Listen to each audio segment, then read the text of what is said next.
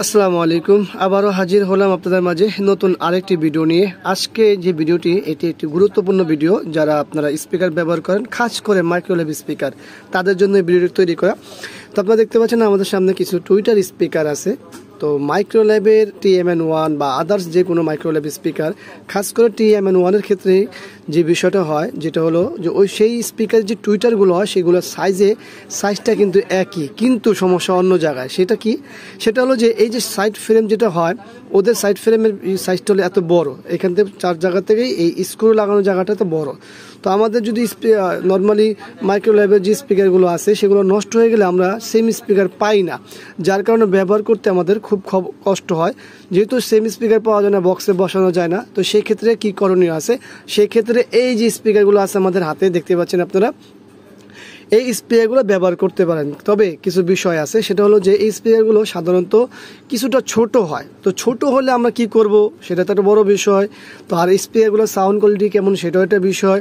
এই speaker sound quality একেবারেই মাইক্রোওয়েভের যে অরিজিনাল স্পিকার আছে তার কাছাকাছি। আমি বলবো না 100%, তবে আমি বলবো 99% সাউন্ড কাছাকাছি। হ্যাঁ, 99% হবে, 1% কিছুটা পরিবর্তন থাকবে।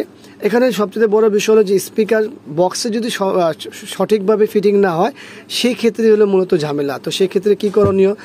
যেহেতু ওই স্পিকারগুলোর এই যে রিং যেটা থাকে সেটা বড় থাকে, যার কারণে এই স্পিকারগুলোর রিং ছোট, ওই স্পিকারের রিংগুলো বড়, তো ফুল বসবে না। তো এখানে না বসলে কী করণীয় আছে? না বসলে আমাদের এই যে এর সাপোর্ট নিতে হবে, গ্লু গানের সাপোর্ট নিতে হবে। স্পিকারগুলো বসে দিয়ে যদি আমরা স্পিকারের এই স্ক্রু না লাগাতে পারি, সেক্ষেত্রে আমরা গ্লু গান দিয়ে 4-5টা লাগিয়ে দিলে, ফিটিং করে দিলে সুন্দর সাউন্ড হবে। এটা হলো আজকের ভিডিওর মূল অংশ। সেটা হলো যে যদি আমাদের সেম না হয়, সেক্ষেত্রে আমাদের করতে হবে এই গাম দিয়ে লাগানো লাগবে। সেটা গ্লু গান হোক বা আদার্স যে কোনো গান হোক, বা আদার্স গাম হোক। কিন্তু আদার্স গাম হলে সমস্যা আছে, গ্লু গানটা ব্যবহার করলে আমরা চাইলেই আবার পরিবর্তন করতে পারবো স্পিকার প্রয়োজন হলে।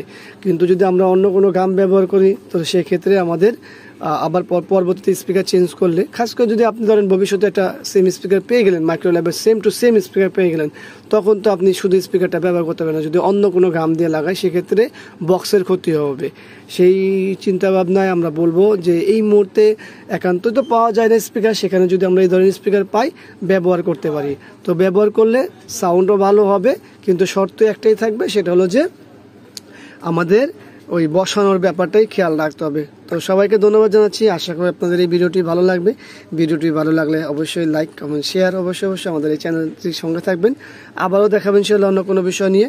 আরও কোনো বিষয় যদি আপনাদের জানা থাকে, কোনো ভিডিও সম্পর্কে অথবা কোনো বিষয় নিয়ে যদি আমাদের ভিডিও করতে বলেন, আমরা করার চেষ্টা করব।